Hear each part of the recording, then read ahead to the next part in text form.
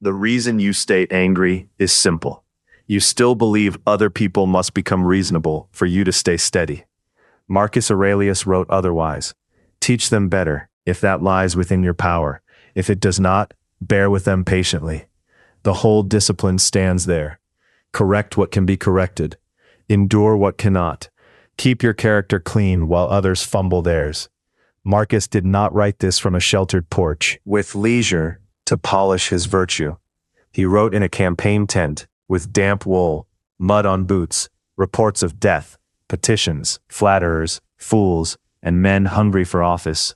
The wax tablet would have felt cold in the hand. The lamp would have smoked. He was ruling while tired. That line came from use, not decoration.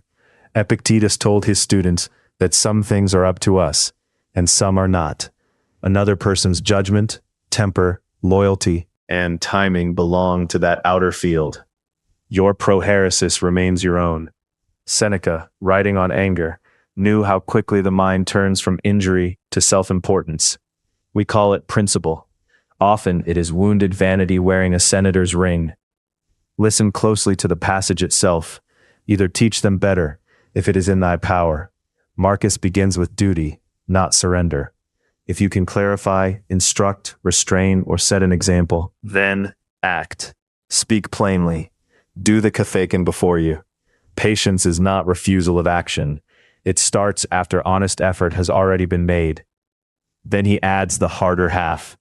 If it be not in thy power, bear with them patiently. Here most people resist. They want one more speech, one more correction, one more private fantasy of finally being understood. Marcus cuts through that appetite. There are limits. Another person's soul is not clay in your hands. The inner citadel has one gate only, and it opens from within. He goes further. The gods, he says, are good even to such people. They still receive daylight, health, occasions for wealth, chances at honor. Existence itself keeps giving them room. Marcus is forcing his own mind away from petty judgment. If nature continues to carry the troublesome man, why should your private annoyance act like a higher court than providence? The common belief is quieter and uglier. It says peace will arrive once others finally behave as they should. Anger feels licensed. Resentment becomes a household idol. You polish it daily. Yet this belief hands your condition to every careless tongue and every late reply.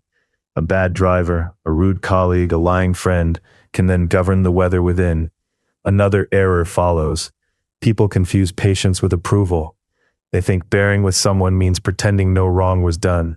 The Stoics never taught that. Marcus was an emperor, not a rug for dirty feet. Justice still matters. Consequences still matter.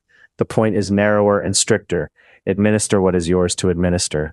Then refuse to poison yourself over the remainder. Years under this rule have taught me something small and severe. Many conflicts shrink the moment vanity is removed from them. The room changes. One man speaks sharply, another waits. In that brief silence by the brazier, I have often found that the first injury was not their conduct. It was my insistence that I should never have to bear it. Take a plain modern scene. A meeting goes badly. Someone interrupts, takes credit, or answers with polished contempt. The old reflex wants retaliation before the chair has cooled. Here the Stoic sequence is useful. Clarify the facts. Correct once, with precision. Stop rehearsing the scene in your skull, like an advocate chasing applause in an empty forum. Or a friend lies. The stomach tightens before the mind forms words. You confront him. He evades, minimizes, reshapes the event. At that point, your work divides cleanly. One part belongs to judgment and action. The other belongs to endurance. You may reduce trust, end the closeness, or speak a final sentence. You do not need to drag his vice behind you for months. Family tests this principle more deeply. An aging parent repeats the same complaint, refuses help, or grows unjust in illness. The room smells faintly of medicine and cooled tea. Here patience stops being theory. You teach where teaching still reaches. Where it no longer reaches, you bear, not with sentimental fog, with trained mildness. Seneca would call this governance of the self under sorrow. Use a practice this week. Each night on a sheet of paper, Divide one column from another. Within my power. On the right, outside my power. Place one difficult person into both columns.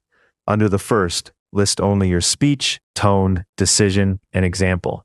Under the second, list their mood, memory, motives, and choices. A second exercise. Before entering a known strain, a meeting, a family meal, a difficult call, do a brief premeditatio malorum. Say the facts to yourself in a low voice. He may interrupt. She may accuse. They may fail to understand. If correction is possible, I will offer it once. If not, I will keep my ruling faculty orderly. A third practice belongs to the morning. Copy the line by hand on a card or in a notebook. Then beneath it write one sentence about where impatience usually enters your day. Keep it concrete. At noon, pause for 10 breaths before answering any irritating message or remark. That small gate protects the inner citadel better than a grand speech delivered too late. The principle grows hardest under betrayal and public embarrassment. Someone you trusted misrepresents you. A private failure becomes visible. Your name is handled carelessly. Marcus does not ask for numbness. The face flushes, sleep thins, appetite leaves. Stoicism is not a wax mask. It is the refusal to let pain recruit you into ugliness after the wound has already landed.